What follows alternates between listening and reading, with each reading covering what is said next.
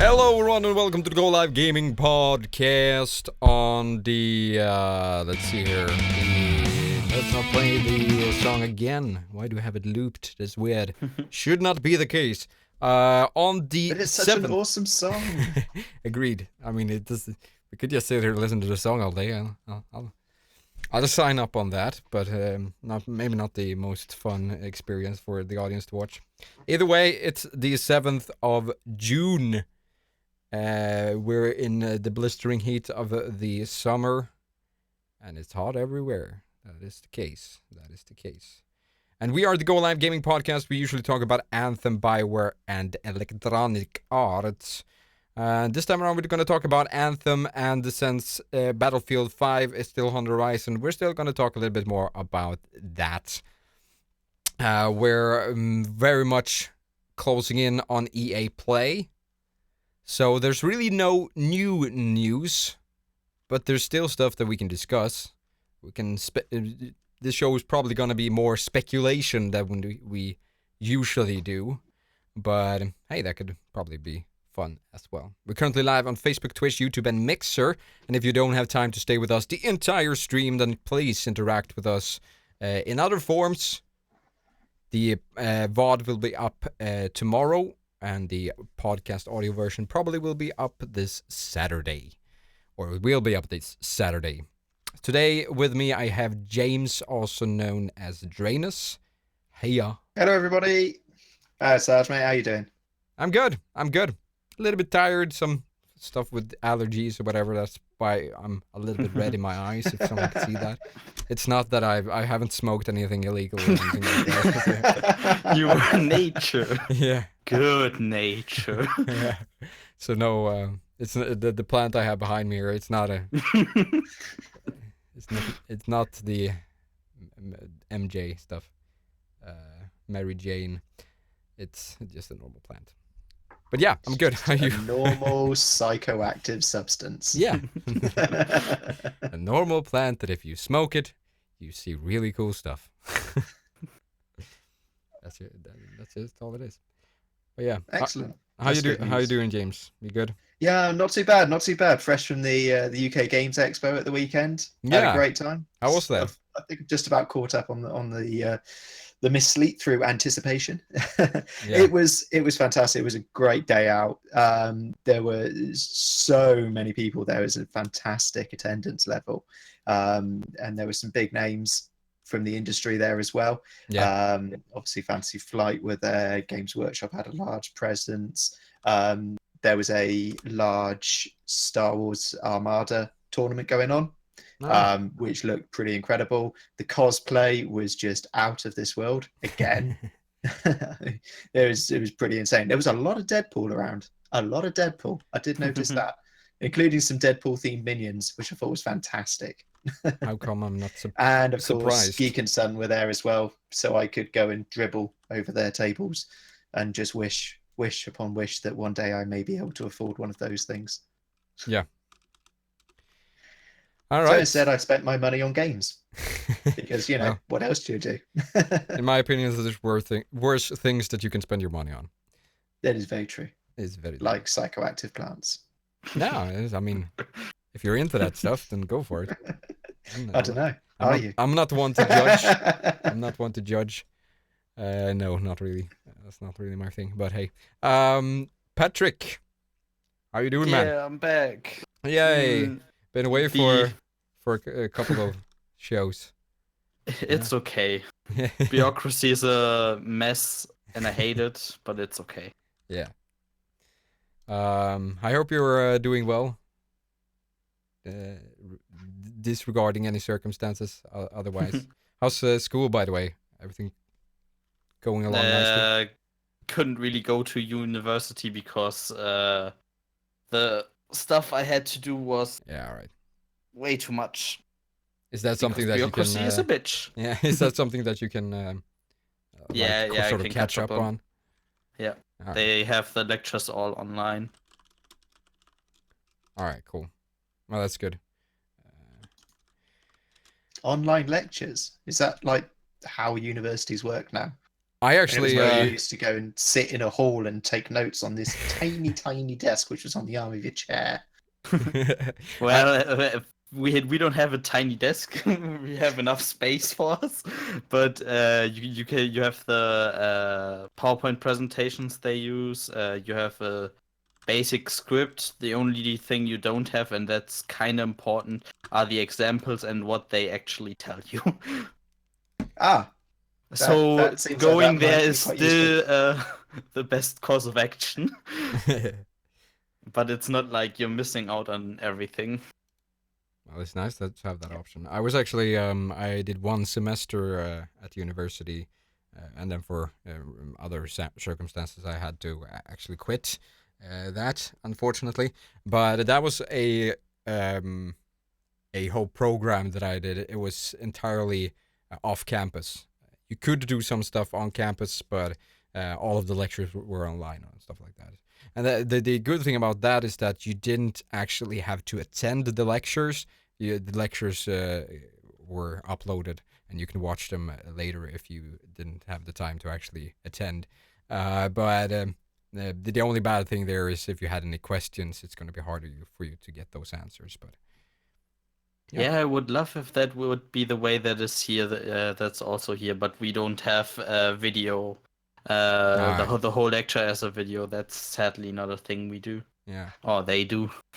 Yeah. Plus, how long would it take for you to download it? No, the entire If it's yeah. only audio, then it's okay. The entire lectures that we had. If it's if you, I don't know how is it only audio for you guys? Is that an audio file that they upload and then you can listen to it, or? No, that would be preferable if that was also an option, but no. All right. They don't upload the stuff they are saying. All right. Yeah, our system that we had was through Adobe Connect. So once you have had a conference or a lecture in Adobe Connect, you get a link to the lecture saved with all the chat and the teacher saying his stuff and all that, so that you can watch it back. And it actually does not hog a lot of your bandwidth either. So it's a really good system. But you need to have your own servers and all that for that to work, which that school did, since it was I was studying networking, like network stuff, like internet network and local network and all that. But yeah, enough about that. Enough about that. Today we are going to talk about Anthem and Battlefield 5. There's nothing really new, as we said. We're most likely just going to wing this. And try to talk about the games in ways that we want to talk about. And this one thing that we can take from that we haven't talked about before is that EA made a little article of 5 things coming to EA Play for Anthem. And we can talk about these individually. I'll read one and then we'll try to talk something about it. So the first one is that we're going to get a new trailer. The text goes as follows. That's right, we're delivering an unseen trailer that delves into the dangerous world of Anthem. You'll get a glimpse into the story, characters, and monsters that bring the game to life. So we've got a teaser trailer where they say something like, there's something beyond the wall or whatever. I don't remember what they're saying, but it seems like there's some sort of mystery that they're trying to solve there. So maybe that's the whole the story in Anthem might be that there's some sort of mystery that you're working towards in order to solve or whatever. But that's just speculation from my side. But yeah, it's going to be cool to see another trailer, see what's been updated, see some new environments, some new stuff. Is there anything in particular you guys want to see from the new trailer? Any like new mechanics, or like from the original trailer, the gameplay trailer, we see some action where they use skills. We see some flying. We see the javelins. We see the hub. And we see a Shaper Storm, which we don't know what that is.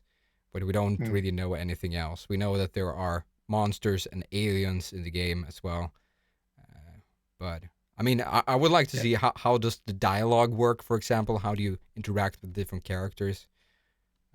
How does that? Yeah, whether or not we're going to get some sort of Mass Effect style dialogue wheel, Yeah, whether we're going to have moral choice gameplay. I expect that's probably going to be a thing.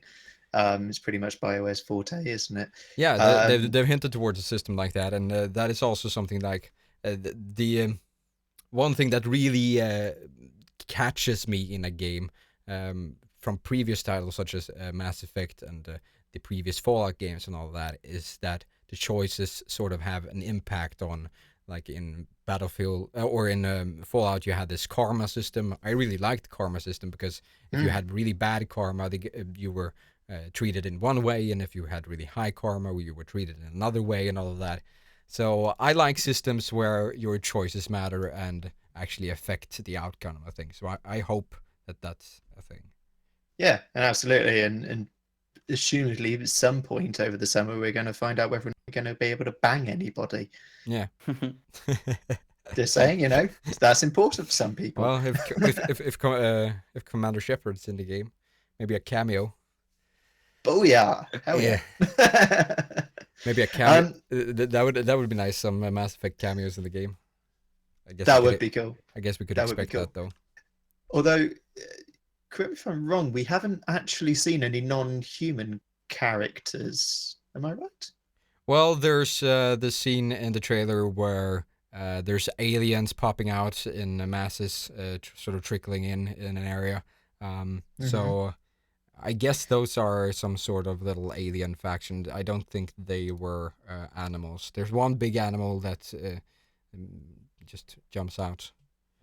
So I think Yes. there's monsters and aliens.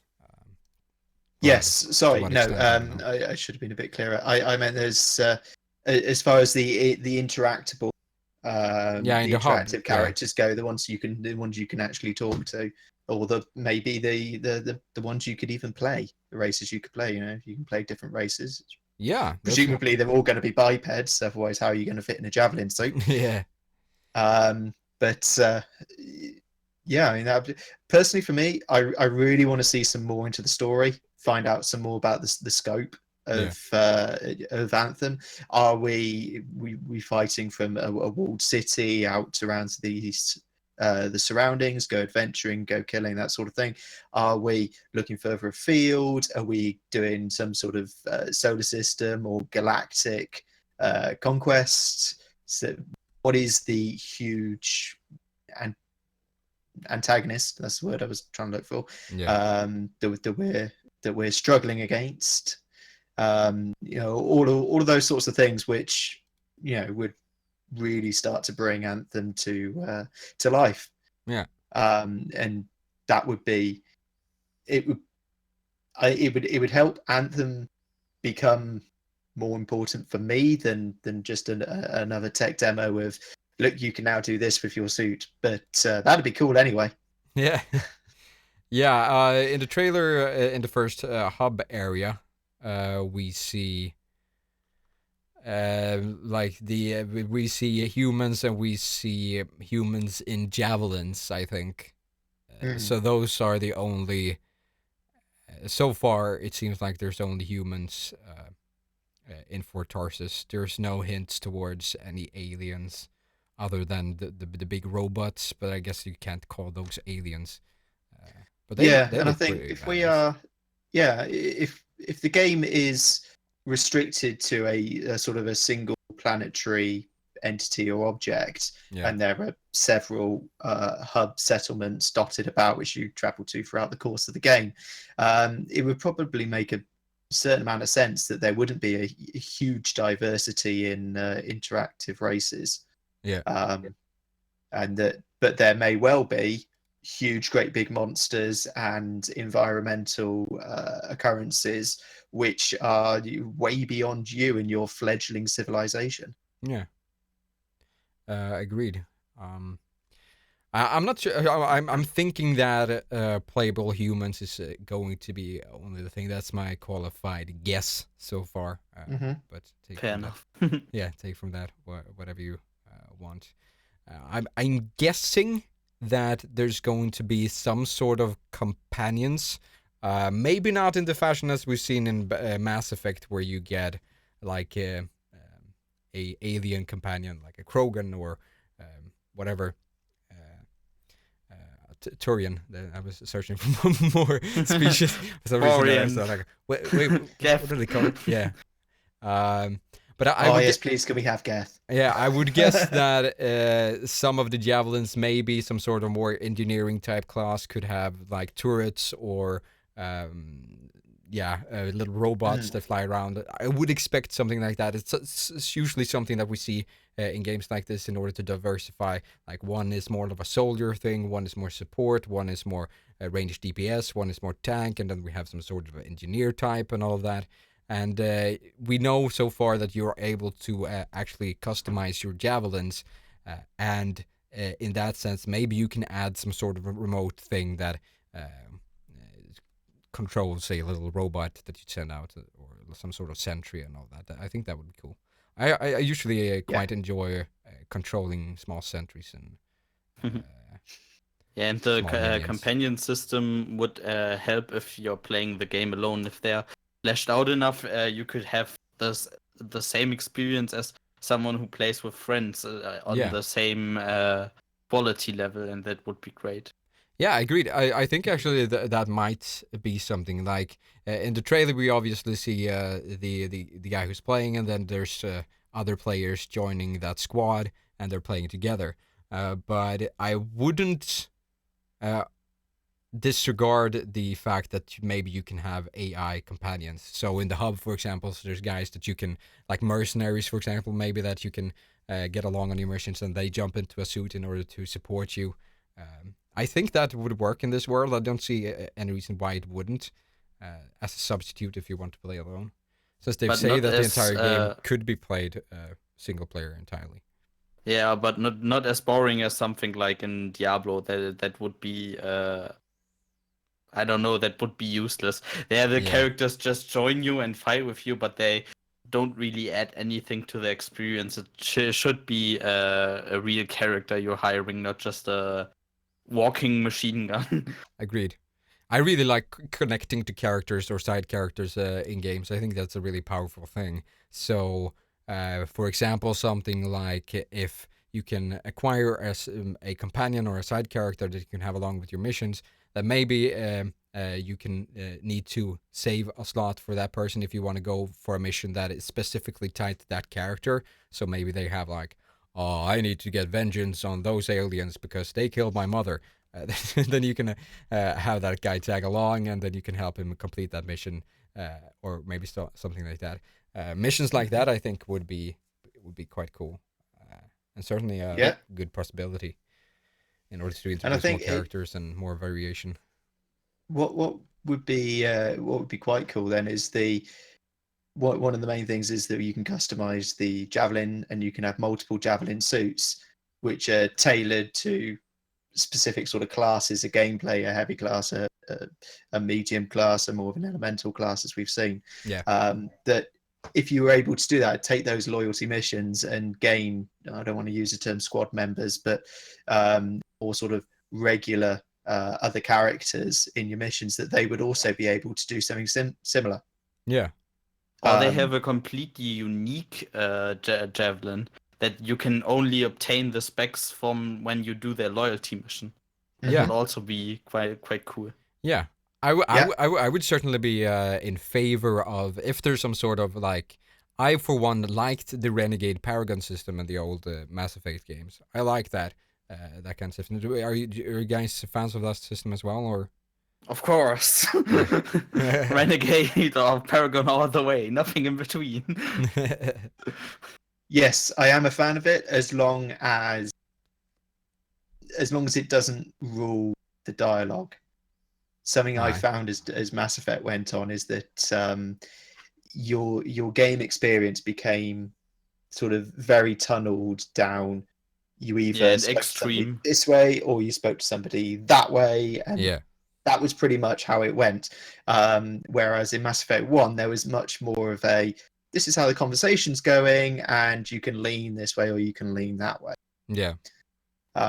So, yes, I am a fan of it, though. But if choices matter, like they said in the teaser, then something like that could be really cool. Like if they lock certain, if you're going towards a more renegade playstyle or a more paragon playstyle, then maybe they could lock specific stuff to javelins or stuff like that to those specific paths. In order to create even more diversity, I think that also would up the reason for you to make more characters, like alternative characters in the game as well. If you can sort of specify your path a little bit, at least. That would be awesome. Yeah. Also, it would especially be awesome if you could then have that reflected in your squad mates. Yeah. As well. Yeah. If they took similar lines to the way you chose to progress through.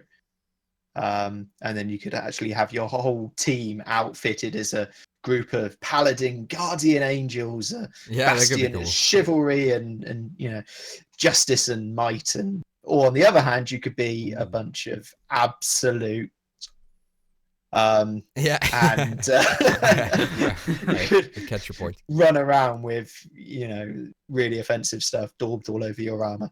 Yeah that was actually fallen foes. Yeah, so it's an idea I got from what you just said. If everybody's like these saints, these paladins, then maybe there's a group buff that you can get, like a group specific thing that if everyone is working towards this direction, then you can get this added little mechanic or this added weapon which everyone can use together in order to create a super attack or maybe something similar.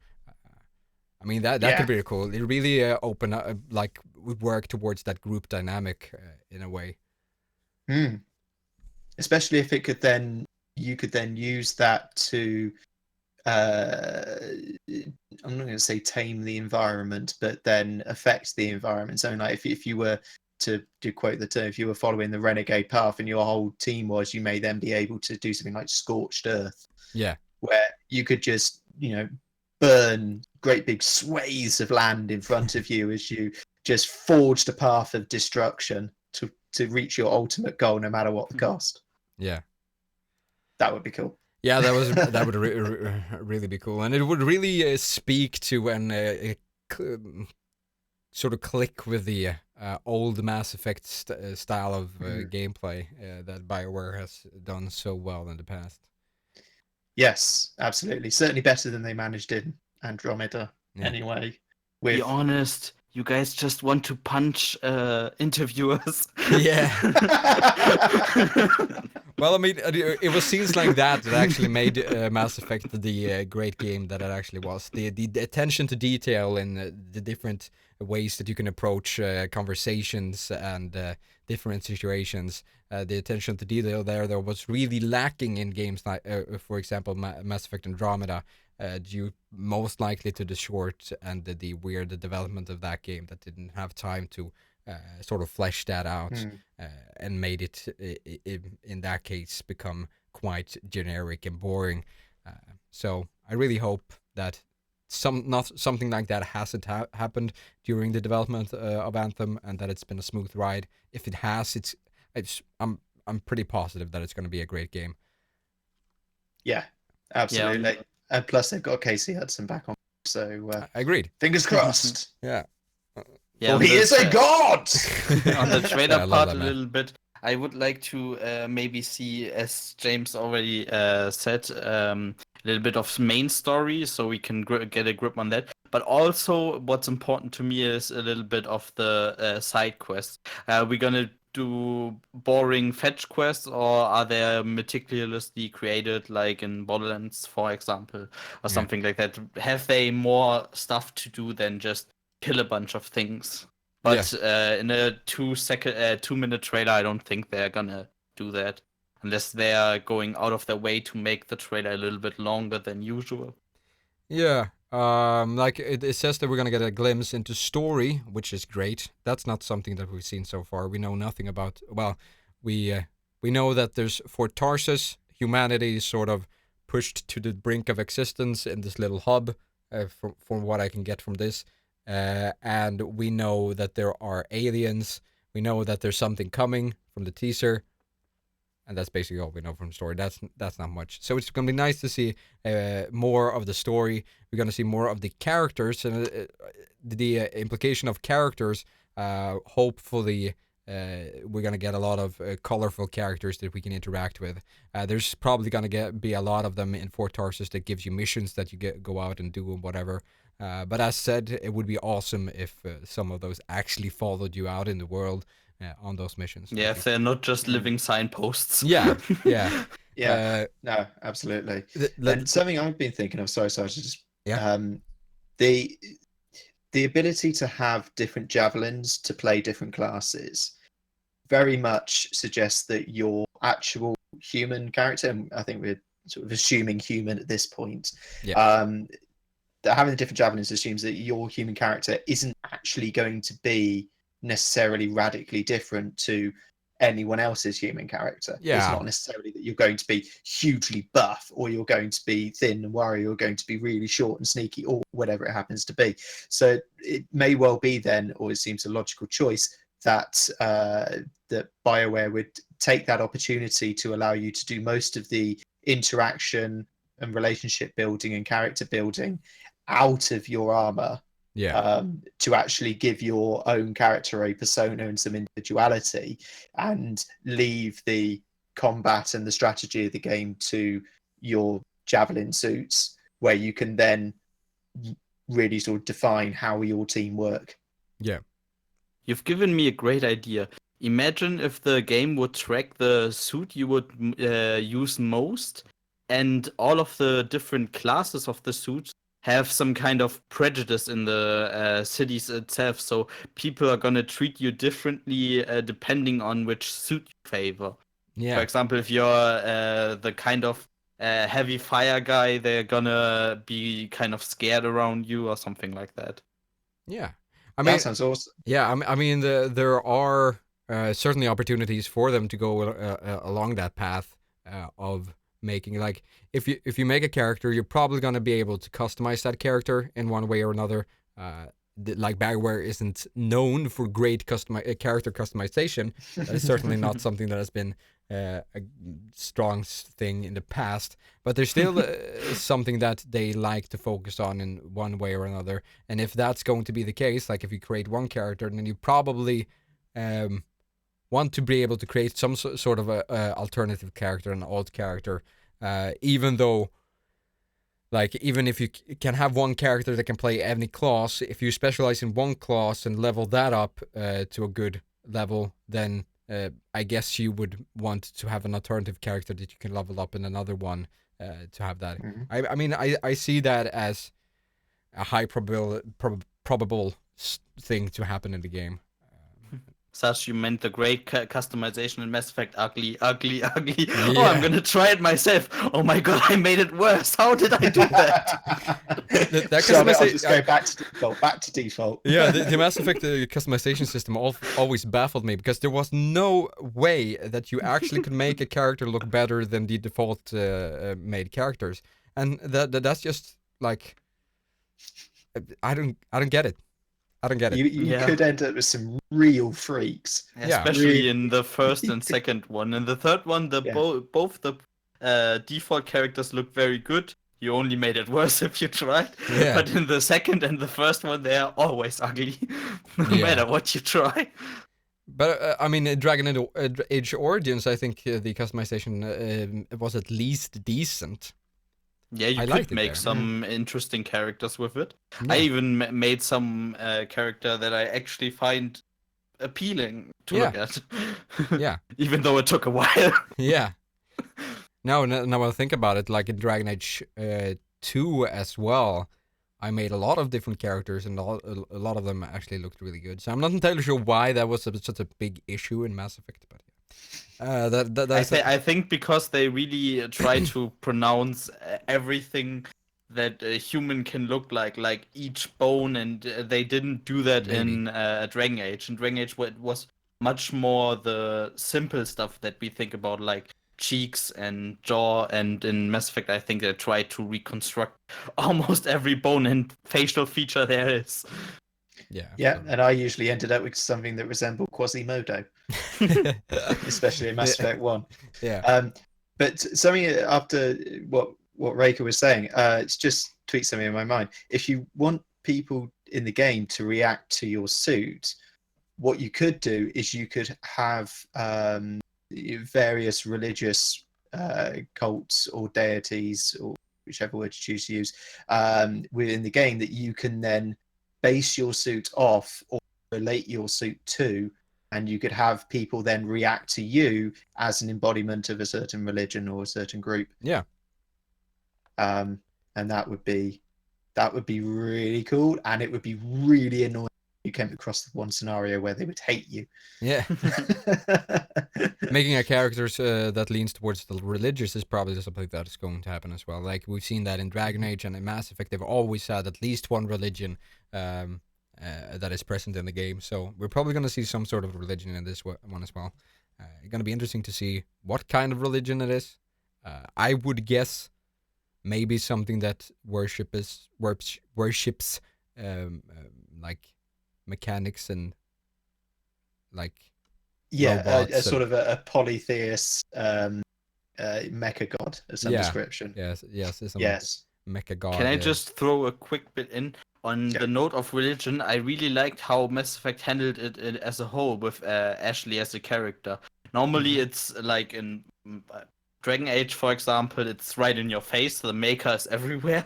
Yeah. And it's medieval as it's supposed to be, so you have it anywhere you would find it. But in Mass Effect, they did it much subtler. If you never paid any interest to Ashley, you may not even find out she is religious.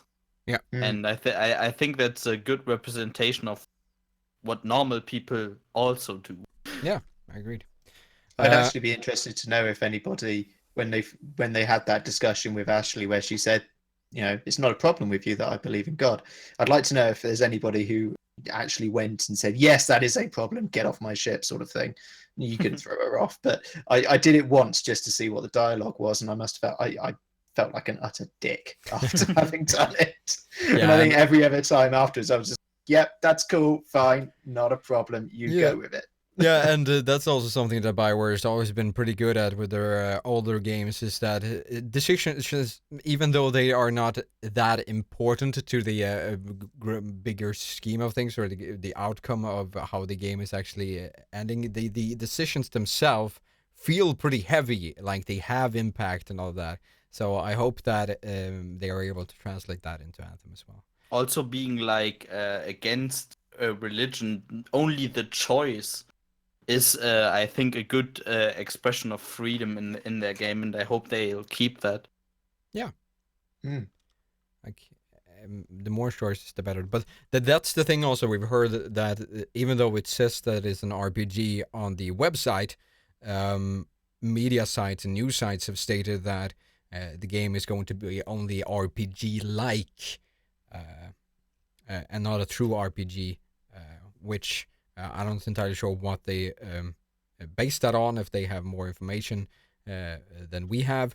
But if that's the case, then I would guess that choices does not matter as much, because that is probably the thing that you cut down on to make it less RPG-esque.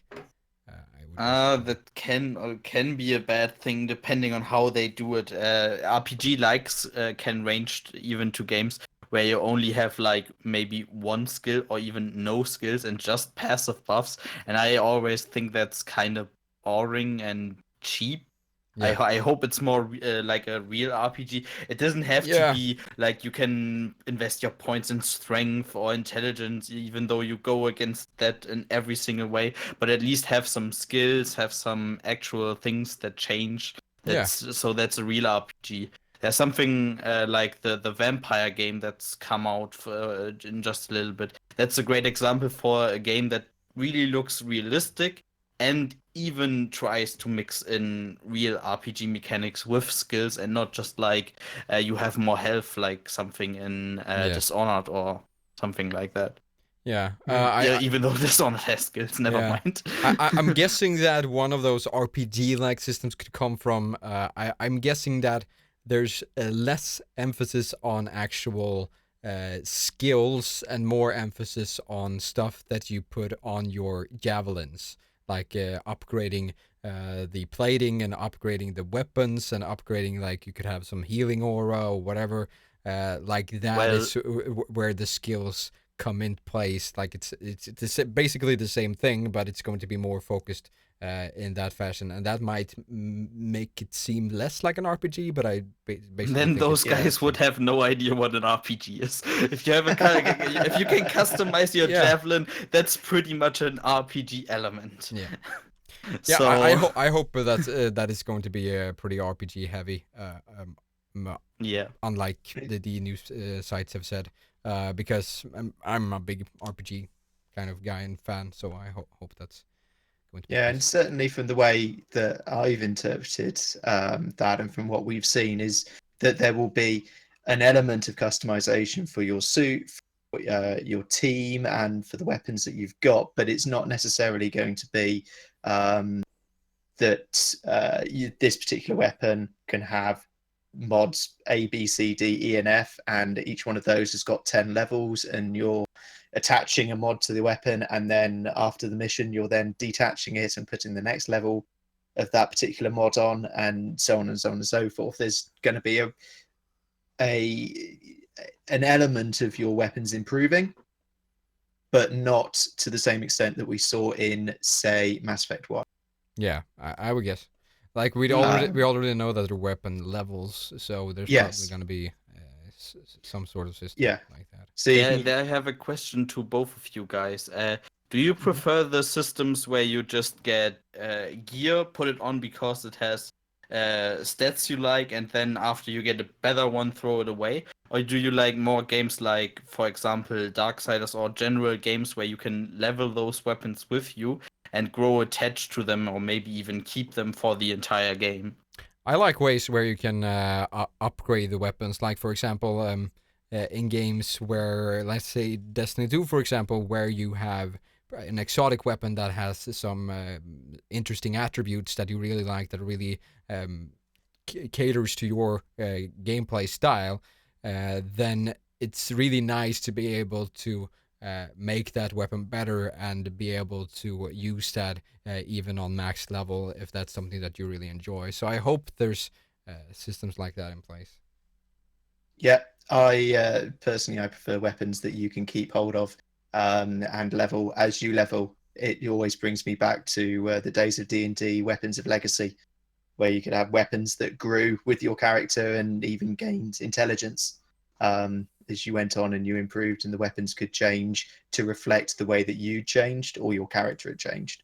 Um, but on the flip side, being able to switch out and chop and change between, one or own close quarters weapons versus actually this time I'd quite like to switch out for some long range combat. Yeah. Yeah, Yeah. it was more like the example if we are between maybe Mass Effect 1, 3, and Andromeda. And one you had weapons that were basically the same and just had different stats, and many Yeah. people said they wanted those RPG elements back, even those there are other things, but those I find were far inferior to the Mass Effect 3 system, where you had your maybe your MR M8, I don't know, Avenger was it called, I think, and you had all those weapons and you could upgrade the ones you like depending on how they shoot and stuff like that, and instead of just changing them because of stats. And in Mass Effect Andromeda they brought the thing from, I think, one almost back, where you had a ton of weapons that sometimes barely differentiate themselves, that you could upgrade, but you have the old Yeah. one still in your inventory for no apparent reason. And That, I yeah. think that's kind of wasteful for the weapon themselves. They lose kind of a bit of their character.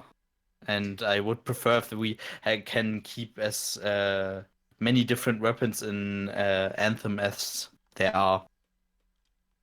Yeah, Yeah. One of the things I'm trying to remember back now to when I played Mass Effect Andromeda, as to whether or not you need to be breaking down weapons and mods into core components and materials, which are then used to construct and craft X, Y, and Z. You definitely don't need to. I don't know if you even can. I didn't. No, I Yeah, didn't I use that system if there was one. Right. Okay. It may be a different game I'm thinking of then. But that's a mechanic that I'm not a fan of. Yeah. Just because it ends up, oh, you have to just try and keep track of so much. Yeah. It detracts from sometimes the feeling of, I just want to go and shoot stuff. Yeah. Really? I just want to take a big gun and I want to blow something's head off and I want it to look really cool. Oh, I want to take my gun. Yeah, the my favorite gun. The resource my management axe. really needs to be on a certain level. But all right, let's continue on here. We also know that there's going to be monsters that we've already seen monsters in the trailer, the first trailer. But it's going to be interesting to see what the emphasis on that. Since the world seems quite alien and really feral, it's going to be interesting to see what kind of big monsters they actually push in the game that maybe become some sort of raid bosses and stuff like that. That would be really cool. I usually like encounters like that. A But little bit mini Monster Hunter in the game. yeah. Some sort of a monster hunter inspiration there. This certainly would be cool. There's going to be more gameplay, obviously. Not only the trailer, but they're going to show more gameplay of the game. So it says the following. Last year, we showed off some of the core gameplay that you can expect from Anthem. Flying, fighting, and of course, collecting loot. And this year, we're happy to show off some more in tune to see it all. So probably, since they're stating that we're going to get a new trailer and more gameplay, maybe we were just going to get a small gameplay session instead of a gameplay style trailer. But yeah, it's going to be interesting. One, like we've already seen flying and we've already seen fighting. Some more in-depth things about fighting and how that actually works would be nice to see. But collecting loot is one of the things that I'm more interested to see, because in the first trailer, the only loot that we see that is being picked up is the gun that he finds. We don't see any other loot, or if there's any other loot to be found in the world, and how that will look and how that will work.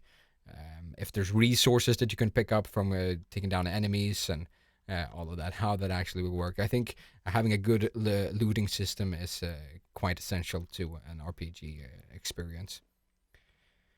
If they're doing a gameplay footage, I would be really happy if they are doing like I don't know the company again, but they did XCOM the add-on.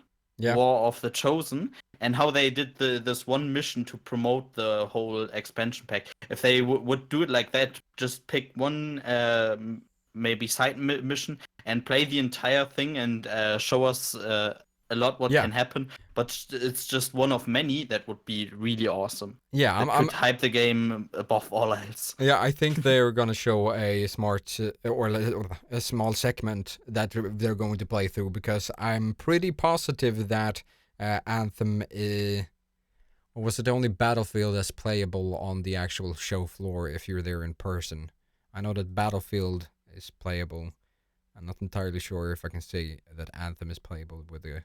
But if Anthem is playable and they have sort of a demo there, then probably that's something that they're going to show, a small part of that demo. Probably going to be able to explore one area and do some sort of quest, basically.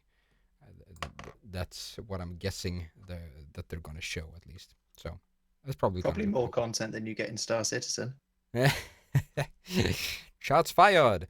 Let's move along here. True though. We're pretty heavy into. We've talked a lot, more than I would expect us to talk. But yeah, the third one is Combat Showcase. One thing that we will be showing in depth this time around is combat. The power of the Javelin exosuit will be on full display as players take on the most ferocious enemies seen yet. So we're probably gonna see, even more ferocious enemies, whatever that means. But something that is a little bit more of a challenge than we saw in the first gameplay trailer, obviously. And it's going to be in depth this time, which is nice. We're going to probably see more of what the Javelin exosuits can actually do, and probably not only what the Ranger and the Tank Colossus class can actually pull off. We're probably going to see something more of the elemental sort of type that hasn't had an official name yet, and also the one that we see in the t-shirt. I think it's a smaller, more slim Javelin suit, and how that actually will play will be interesting to see. Something that I'm really curious about is how they treat the different classes. Like, we know that the Ranger is going to be balanced. We know the Tank is going to be more tanky. We know that the elemental thing is flying for some reason, like it's hovering over the ground. And we have seen from the concept art that it's going to have different like elements to it. If that's only for fighting, or if maybe some of those elements are actually for supporting, that would be cool as well. But the last one, I'm going to be interested to see how that works. Maybe it's a more of a faster one, which can sort of jump around on the battlefield, and maybe a melee style Javelin. That would be cool. If that's the case, then that's probably going to be really fun to play if you master something like that. I'd certainly like to see it be more than just a buff machine. Yeah. More than just a support class. I think melee makes the most sense, since all of the other ones that we've seen so far has been ranged. So one focused on melee would make a lot of sense. Mm-hmm. Yeah, my hope is there's more to it than walk and shoot. So basically that the tank has more difference than just being more healthy, have more health. Yeah. Yeah, indeed. And if they're saying they're gonna combat in depth, I bet there are multiple mechanics. Maybe even the same philosophy they used for Battlefield 5, where they said movement is much more important in this game. Maybe they also did the movement options and falling down and stuff like that for Anthem too. Yeah, that's not really something that we've seen in the gameplay, and I'm like, we've seen a lot of interaction with the environment. I would say, but the falling down stuff, yeah, maybe they're probably gonna be like knockdown mechanics and similar stuff. Like if you get hit by a certain attack by a boss, you're gonna get knocked down and knocked back and moved over and all of that. So there's some shooting from the ground or something like that would also be neat. Yeah, you would still be stunned, so it wouldn't be useless because you're restricted in your movement, so enemies can hit you easier. But if you can at least shoot back or something like that, that would be neat. Panic fire almost. Yeah. Yeah, I mean, and also being able to have your maybe you've got suit. We've seen suit-mounted weapons, especially on the Colossus class, having those weapons potentially be destroyable. Yeah. So if you like when you're shooting at somebody, quite often now you've got in most games there will be a noticeable difference between shooting somebody in the leg and shooting them in the head. Yeah. Yeah, or why if not have the same on a suit? If you're knocked over, for example, and you have something like an emergency boost so that you can get away from the melee warriors, that would just be a one fight kind of thing, has a cooldown because it's kind of overheating or something like that. Mm-hmm. That would be neat. Yeah. Or a big pulse that just pushes anyone who's near you backwards to allow you to jump up. Or you backwards. Or pushes you backwards. All right, let's go forward, shall we? The number 4 one is Developer Insights. The dev team at Bioware has been hard at work, and now they are ready to show it off in person. Here are some of the guiding principles that have shaped the development of Anthem, and Bioware General Manager Casey Hudson, whoop whoop, the God!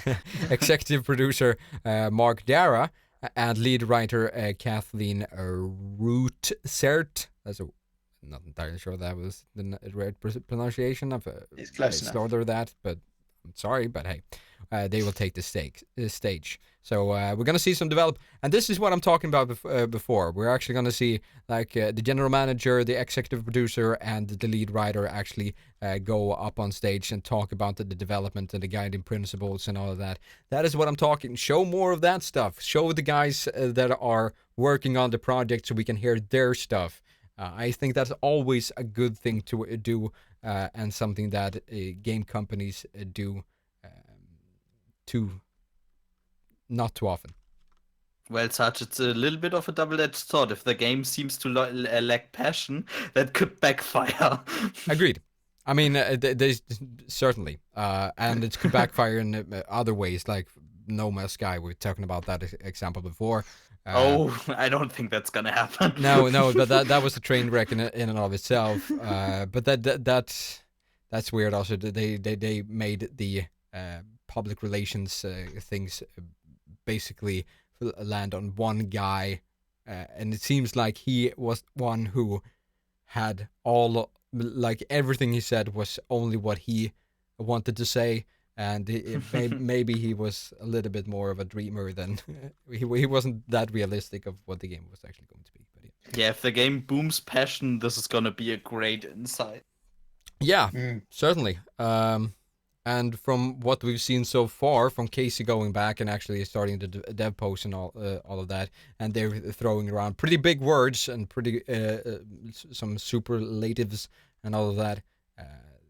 I mean, they can't do that without actually have something to back that up. So I'm really hoping that will be true. But all right, let's see. The last one is basically just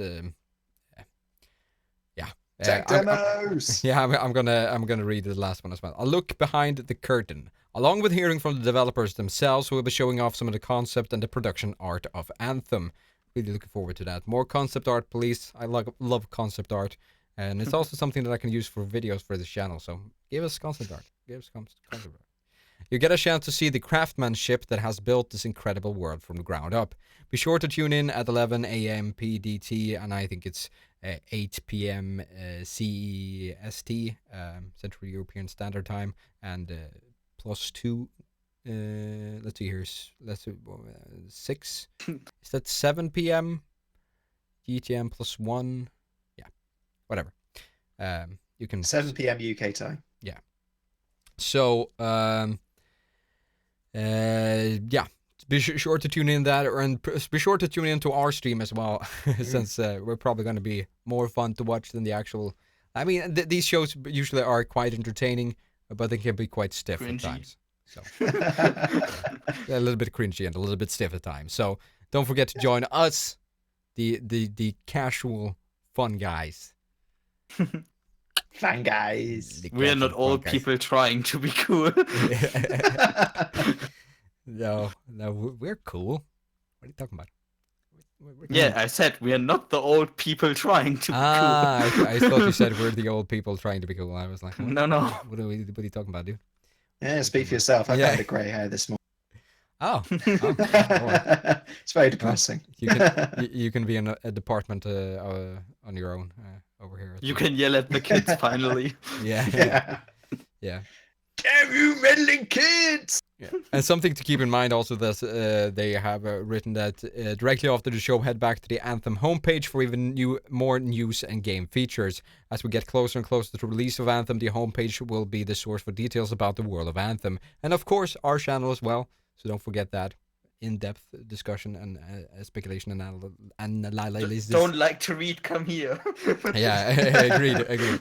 So, just listen instead to our dulcet tones. Yeah. As we take you through the world of Anthem. But basically what this says is that after EA Play, they're going to launch their ad campaign for Anthem. So we're going to basically see constant updates until the release after this, which is really exciting because we got the reveal trailer and then we waited for so long until we got a teaser and a couple of images. And now we're getting EA Play. So hopefully that will be even more exciting as well. The hype train is starting to leave the station. It really is. No, then it's gonna be late. If it's a German train, it's gonna be way late. Yeah. Agreed. Oh, come on, please. You've got nothing on our... I mean, Swedish trains are... like, fun fact, I'm just going to say that, and we're going to move on to actually talking about games. But the Swedish, the main Swedish supplier of trains, or this main Swedish train company, the, like, sort of National Train Association or whatever... bad translation, but you get what I mean. They actually bought in trains from Italy. So we got Italian trains made for summer in Sweden. So when Wow. it's at least a little bit snow, like this much snow, which we have a lot of months during winter, the trains can't move because they're not made to go through snow. So Well, that that's the at thing. Italian least build your quality. trains are not dying anymore at above 30 degrees. No, since they're Italian trains, they're made for Like that. here. You should take our trains. They never work. Yeah, I think they're starting to update those trains. They're probably the older ones, but still, it's been a thing in Sweden. Like, if there's at least a little bit snow, you can't count on trains. So that's Well, at least your rail network isn't a throwback from the 1800s, which hasn't been updated Hello. since. Ours is the throwback, and they don't drive. It's too hot or too cold. yeah. We could sit here and play 4 Yorkshiremen over the trains all we could. Enough about that. Yeah, agreed. I think actually to end this, we're gonna skip the last segment and we're Aww. gonna or we can have a quick one. Just mention it at the end of the show if Patrick so feels up for it. I just want to throw in Darksiders. Play Darksiders. The new one comes out this year, and it's like Zelda Yeah, for grown-ups. yeah, agreed. But I thought we could just mention a little bit about Battlefield 5 before we quit the show today. Like we have talked a lot about what the game is going to be. We've talked about the controversy about female characters and all of that. But I feel like we can just have a short discussion on how we actually feel about the game and if we're excited for the features, if there's some things we're concerned about, are there some features we don't think are going to be good for the game, and disregarding any controversies and all of that. I, for one, am seeing only positive upgrades. The only thing that I'm concerned about the game so far is the focus on you having a lot less ammo, so that you need to pick up ammo and are a lot more resource dependent. Like they want this mechanic to make you more squad dependent, but I'm not entirely sure that that's always going to be the case, since playing with randos can be, well, it's not always Interesting. reliable. Yeah, it's not. And that's always what you're going to be reliable. spending most of your time doing, isn't it? Yeah, I mean, and most of the time you play Battlefield, you're not going to be playing with 3 other friends. no, and if there's one experience I don't like in previous Battlefield games is when you're out of ammo and you have to run around to find some ammo in order to get back into the fight. Usually that is just something that well, it's never really fun. It's never been fun to be out of ammo in your main gun in any Battlefield, in my opinion. Just do what I do. Get sniped before you run out of ammo. Yeah, well, It's the best way to avoid it. yeah. Well, I usually find myself in situations where I'm out of ammo, so. Then the game becomes a traveling quest. Yeah. Find them ammunitions. Yeah, And then run back to your squad. yeah, agreed.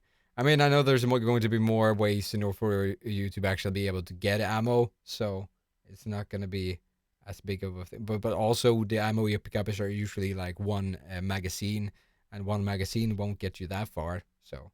Definitely not. I'm hoping that the time to kill also in this game is a little bit faster than we've seen in Battlefield 1, especially it ties into this ammo concern as well. Because if you need 5 shots to kill an enemy and you got 30 bullets in one mag, then you need to be really scarce. You can't really miss any shots. Because if you do so, you're basically only going to be able to get like 3 or 4 kills with one mag. Like if you're good, if you're bad, you maybe get 1 or 2 kills at most with one magazine. And if you have only 2 magazines on you, you're not gonna get far with killing like 1 to 4 enemies before you need to resupply. That's not gonna make you be able to push towards something. So But then you got the theatrical moment of realizing you're out of ammo, cursing, throwing your gun to the ground, whipping out a spade or an axe or some other melee weapon and just charge. Or you just invest into the Usain Bolt perk. You can run fast, get your ammunition, and run fast back. Yeah. And then you never have to deal with that. Yep. Yeah. Well, my expectations for the game are definitely high because I'm buying it. The Yeah. first Battlefield I'm gonna buy. Yeah. I mean, But it looks really good, and it's the realism and the immersion. Sorry, Paddock, but the realism and the immersion is, from what I can see, on another level. Okay, we're talking that it's pretty good arcadey realism, but like they've gone towards the guns actually pointing towards where the bullet will go, so that you're shooting, how the bullet deviation will go. Like in Battlefield 1, there was random bullet spread, which is really hard to control, and there's no way to counter that with skill. But this time around, you will not have that problem, which is really nice. That's something that I love with games like this. So But there is still going to be bullet drop, yeah, bullet I drop is going believe. to be a thing. I'm not entirely sure, or we haven't heard anything about if the bullet drop is going to be the same as Battlefield 1 or Battlefield 4. In Battlefield 4, there was a lot slower bullets and a lot more bullet drop in general, which made it harder to snipe and shoot people at distance. That was not the case in Battlefield 1. In Battlefield 1, there was a lot less bullet drop, and the shots went a lot faster, making it a lot easier to snipe at distance. What kind of approach they take for this game, I don't know. I think it was generally pretty light how it was in Battlefield 1, so I'm expecting it to be quite similar to that. Hmm. Yeah, for me it's also everything positive except the little thing you disregarded with if there are really something wrong in the main campaign or the co-op missions. I'm gonna be a little upset. Yeah. But only there. Multiplayer, I don't care. Single player is a different story. Yeah. I think I buy into that as well. The single player is going to be a big bonus for me, Yeah. and a big pushing point over to my final take on the game. But I am really excited for some proper thematic World War II battlefields that we all recognise, and battles that are running in a way that makes you feel like you're actually having an impact, Yeah. and you're driving the force of war, you're pushing forward, you're getting over those trench lines, Yeah. you're making your way forwards. And to be able to see such iconic vistas, such as D-Day, the beaches of Normandy, we've seen it's been done multiple times before, but the skies over the English Channel, going up through Italy, fighting through the hedgerows in Normandy. We've got the North Africa campaign, going through the Netherlands. Sorry, I'll get that right. Going through the Netherlands with places like Operation Market Garden. Maybe fighting in places like Pearl Harbor or Okinawa. Yeah. From Yeah. what I've heard, the emphasis is going to be a lot more on fights pre-America being part of the war. So a That's lot, interesting. a lot of World War II games and movies and all of that usually take place after America has been or it has become a part of the war, and they're going to tell more stories before that actually happened. Probably in Poland and around Germany and in Norway and in campaigns like that before. I think that's actually pretty intelligent. If they're doing the whole tide of war thing, they could Yeah. just roll the later parts then out. For example, when then D-Day happens and everything else. Yeah. But it's so easy to like always when we see a new World War II game, we see like D-Day, we see Normandy, we see all of these really iconic battles. But there's like the war had a lot more battles that we haven't heard that much about, and some emphasis on those is certainly going to be interesting. I always like learning more about World War II since that war was as grand and interesting on such a ridiculous scale, and the impacts it actually had on the world are unprecedented towards anything that has ever happened, really in the world, sort of ever, at least in human history. So that war and learning more about it, it's gonna be awesome. Yeah, and through taking their time, they can also build up those moments much more. If you Indeed. if you've seen all those battles and they are leading up to one of the biggest moments, that would be kind of epic. Yeah, like visiting Norway. We haven't heard anything about him visiting Finland yet either, but there were some epic resistance battles there for Finland, pushing back Russia, for example, with small amounts of troops. And there's a lot of stories probably being able to be told there. And we know that we're going to be in Africa as well, again, I believe, and having some campaigns there. I think it was.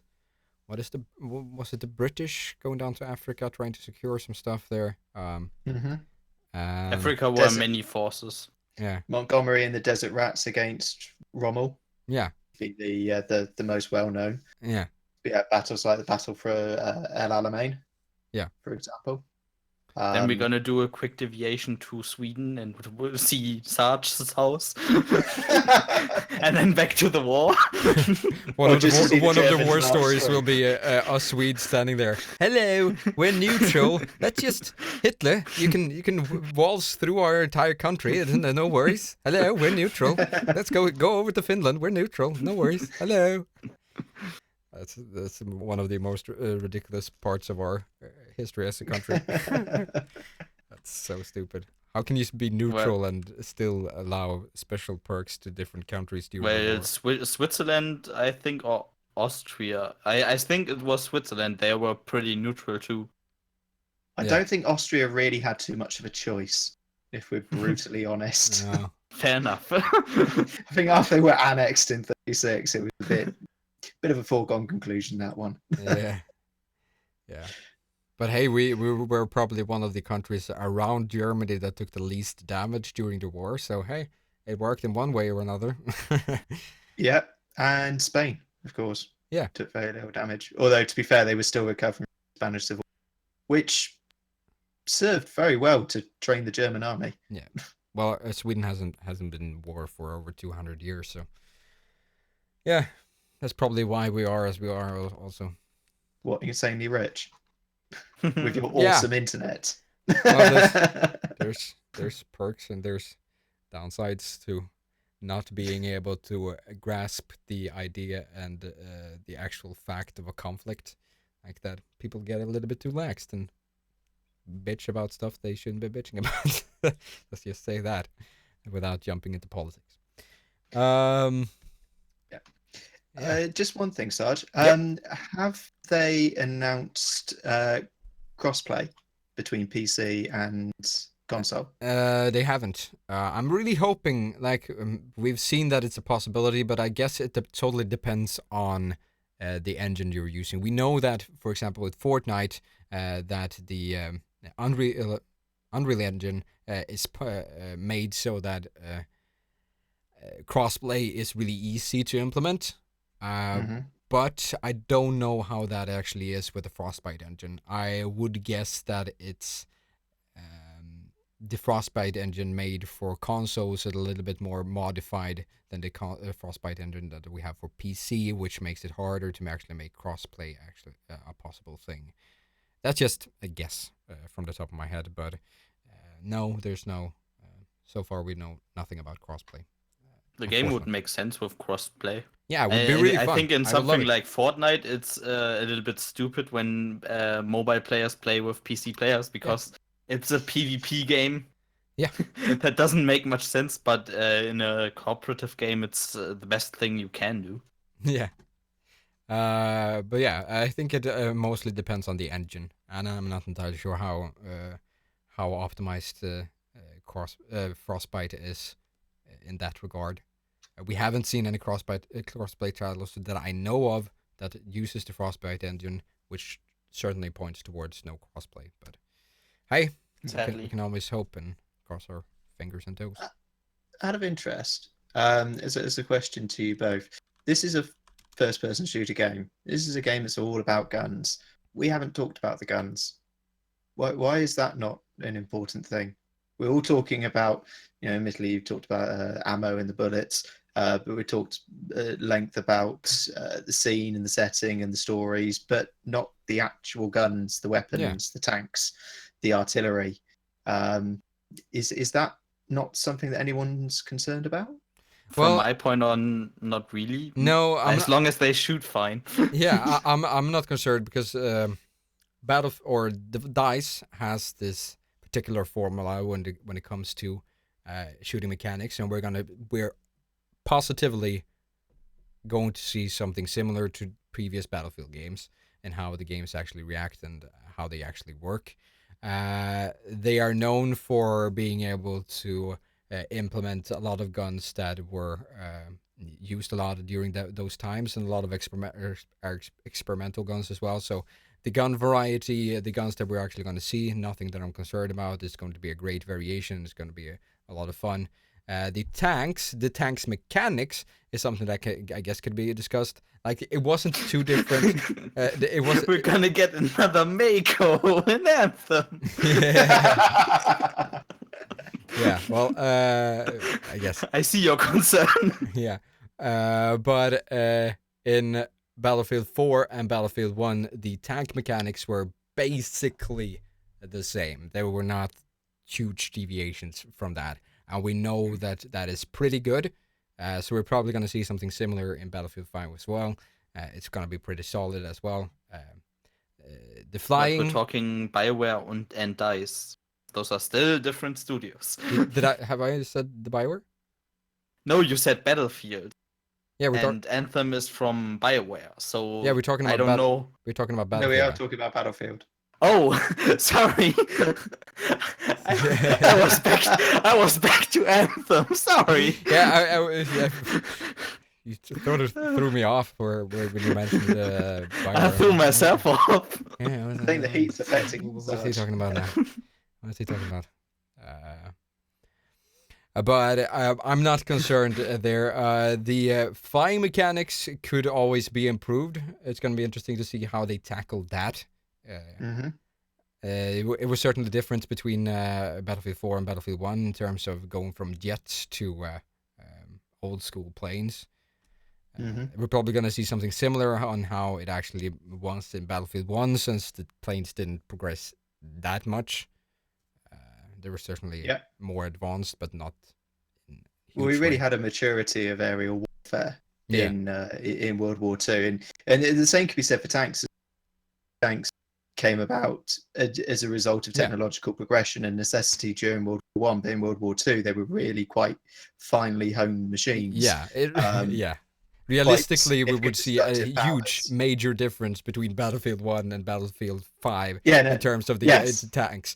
But we're not going to, because the tanks in Battlefield 1 were basically tanks that would be the exact same, work in this exact same fashion in the World War II game. So, how was the aerial combat, by the way, in Battlefield 1? Was it a lot of fun, or was it maybe in some kind of areas a little bit clunky? It wasn't how I expected it. No, I'm not too big of a fan of how it actually worked. I think the jet gameplay in Battlefield 4 was a lot better. Because it's, in some sense, if you're good at flying, it's too easy in Battlefield 1 to take down small planes. So the small planes, the ones that are made for like dogfighting, are not that useful if you're good at using a bigger plane with more firepower to take those down. Basically, the only reason why you took a plane was to use a bomber in order to get a bomb run, in order to get a lot of kills, and where there's a concentration of enemies in Battlefield 1. So I feel like the aerial combat was, not I certainly found, I felt that the planes didn't feel flimsy enough. Obviously, quite famously during World War One, the planes were basically all just canvas stretched over timber frames, and they were prone to breaking down, and they were utter death traps to the people who flew them. But as a soldier on the ground in World War One, it would not be uncommon to point your rifle skywards and try and take out the pilot of a plane who's flying above you trying to shoot you. that actual option to you was just not open. Really, if you were a single soldier on the ground and you didn't have access to an anti-aircraft gun, you weren't going to take out a plane in the game. And as you've mentioned, bombers were hugely superior to fighters as far as air-to-air combat goes, which doesn't make a huge amount of sense. No. Because in World War One, bombers were absolutely terrifying to fly. But in World War Two, it was a whole different ball game. It was very much aerial combat. The fighters were very much focused on taking on other fighters, taking out bombers, and less worried about necessarily making huge strafing runs, unless we're talking about the Falaise pocket. Whereas the bombers were much more carpet bomb because they had the facility, and they had the capacity. And of course, towards the end of the war in 1944, we saw the first of the jet fighters being released by the German army, made by BMW. That they came out, unfortunately, well, I'm going to say unfortunately, but in numbers that weren't large enough to change the course of the war. But it'd be interesting to see if we get to see those. Yeah. But the aerial combat in Battlefront 2 was pretty good, was it? Yeah. I heard it, at least. I mean, yeah, but if you're not taking account the pay-to-win mechanics or the skill up to win the mechanics, then otherwise, yeah, it was great. I really enjoy that mode during the beta. I think if they're combining all of that, they could be definitely good at the aerial combat this time. Yeah. I'm not expecting a lot of changes when it comes to the vehicle mechanics, but it's going to be a welcome change if there actually is. One thing that, like, if we take from a historically accurate standpoint, which a lot of Battlefield fans, or some of Battlefield fans apparently would like to base their opinions out of, like in World War One, the tanks that were used in World War One wouldn't be able to make a dent in the tanks used in World War Two. And some of the tanks in World War II didn't even make a dent in some of the tanks used in World War II, like the Tiger I tank, for example, was notorious for being able to basically decimate any other tank on the battlefield. And we know for a fact that today, the Tiger I tank wouldn't be able to make a dent in a modern tank as well. So the difference between Battlefield 1 and Battlefield 4 and Battlefield 5 in terms of how the tanks would work should have been gigantic. Like taking out the tank in Battlefield 1 should be really easy, while taking out a tank in Battlefield 4 should be really hard.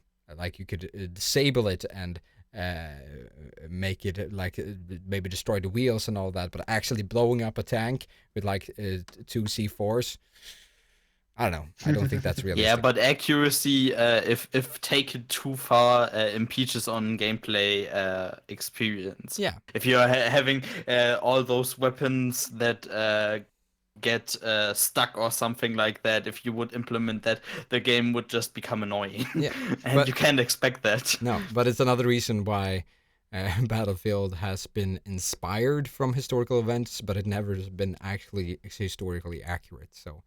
Yeah, but it's different if you would take a slow tank and make it extremely fast, or take the slow tank and make it impossible to penetrate. Yeah. Yeah. So just to balance. It's a balance issue there, certainly, but like the balancing of the actual mechanics have always taken place. The gameplay has always taken precedence over the historical accuracy of a Battlefield game.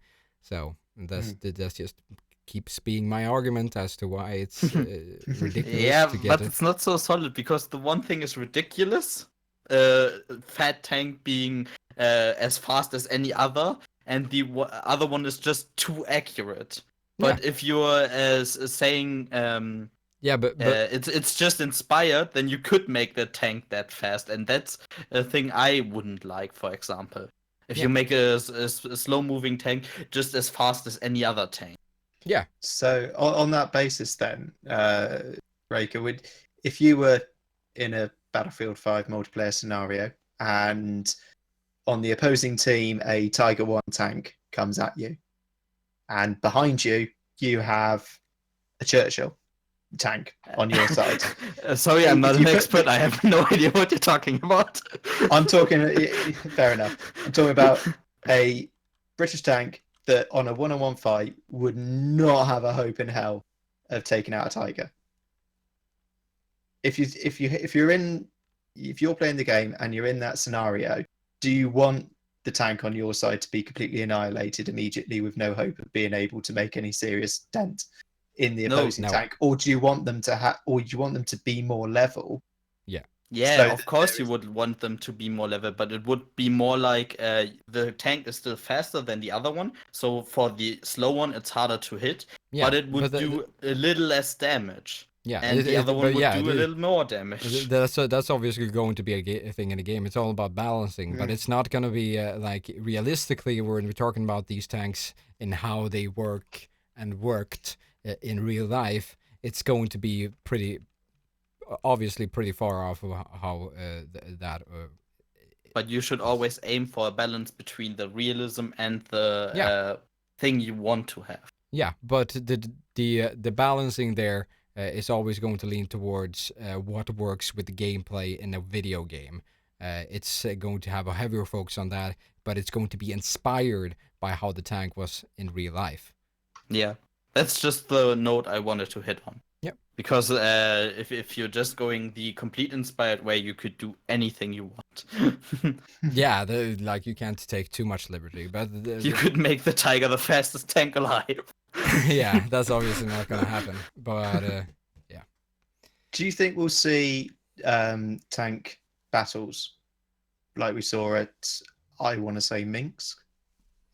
Essentially, just huge tank squadrons and detachments facing off against each other. Yeah, maybe. There's probably not going to be as heavy a focus on the tank battles. Like, there's obviously going to be maps that have more tanks that you can spawn in than other maps, because that's been a thing in Battlefield before as well. So maps like that will certainly be a thing. But also, I think it's not going to be as heavy. Like, we're not going to see a tank-only map, I wouldn't guess. Like, we've seen would be cool. aerial combat maps only. Yeah, I mean, we got games like World of Tanks, which is hugely popular, so... Yeah, but if they would put their own spin on it, it would be cool. But I know that it's not really a good thing to do, because you're always dividing up player base. If you have more modes, you keep dividing. No, it totally depends. If everyone can have access to that mode, it's not going to be as big of an issue. The issue before was mostly the premium model that locked people out of certain things. If everyone has the access to it, I don't see the issue. Yeah, I meant if you, let's take for example Overwatch, if you would put all of the modes, all of the arcade modes that are out there, and have every mode available at once, then you have in every mode a very little and tight player group, and that could also get a little bit in the way of the gaming experience sometimes. Yeah, that's a good point. Yeah, that's a good. You can't have too many modes. That's of course that is also going to leave some modes as a dead modes, and that's only going to take up time that the developers shouldn't. Yeah, that's why a tank-only map is not that intelligent, but like you said, a tank mode with some people on the ground could be a good mode. In addition to every more other. tank-focused maps on Conquest could work. Like. Yeah. But all right, we are actually heading, or we're going a little bit longer than we usually do, so we've been talking for a long time. But I feel like I could have sat here and talked more in depth about Anthem and get more ideas and all of that. So that's good to know for the future that it's as easy to just randomly talk about certain things in the games. And we'll have plenty of time on the EA Play stream. Yeah, we certainly do. So if that's something that you find yourself interested in watching, then you certainly should check back on any of our platforms, and you will be able to see the EA Play conference over there instead of their platform, because you're going to have our beautiful voices commentating on the show. Like, yeah, if you only want to hear their voices, you can go and hear that, or you can have them both open and you can swap between to see what we say about certain things, and maybe you don't want to hear us for other things, then you can just mute us, sort of. But yeah, would love to see you there. Would love to see you in the chat. Would love to see you interact with us, as we always love you guys when you actually do. And don't forget to send us an email at feedback@gunsofanthem.com, and we can talk more about those emails during the live stream as well, so we can bring up questions and all that. That would be cool as well. And as I said before, the VOD will be able tomorrow, and the podcast version, the audio podcast version, a little bit more processed, a little bit more crisp, a little bit more nice to listen to if you're into that. So while you're doing other stuff like cleaning at home, or if you got some work to do and just want something to listen to, then please check that out. It's usually quite enjoyable, if I can say so myself. Also interact with us on social media. We got Facebook, we got Twitter, we got Twitch, we got YouTube's, and that's probably what we got right now. Got Mixer. We got Mixer. Just message us and talk to us. And MySpace. Damn it, nobody likes MySpace. We're moving over to No, only no, streaming to MySpace now. It's 2004. Yeah, it's suicide. But yeah, did you guys have any special recommendations that you want to put out? You said Darksiders there, Patrick. Yeah, because I replayed it. There's a War Mastered edition of the first one, and I think it's just an up-res in graphics, and I quite enjoyed it. It's the closest you get to playing a kind of Zelda game, with a little bit more combo games inside, and the bosses have a huge feeling to them. I've never played Shadow of the Colossus, but that could be an inspiration. And I would describe it as a Zelda clone with Shadow of the Colossus and a little bit of Devil May Cry, stuff like that. All right. Cool. The first one. The second one I haven't played through. I'm on that right now. Yeah. I played the second one a little bit, and I certainly liked what I played, but at the time I didn't have time to just play. I actually disliked it because I picked up the second one first. Oh. And I don't know, for some reason I got stuck, and I had a problem because the game has how should I put it? There are some sections you can't go to because items are missing, but you can't really see that because the game doesn't visually tell you that. And after that, I came back to the first one, and the first one did a way better job at explaining you what you can and can't do. All right, interesting. But yeah, that's going to be it for the show this week. As said, EA Play, be there or be a square. Until next time, goodbye. Bye. Bye-bye. Goodbye.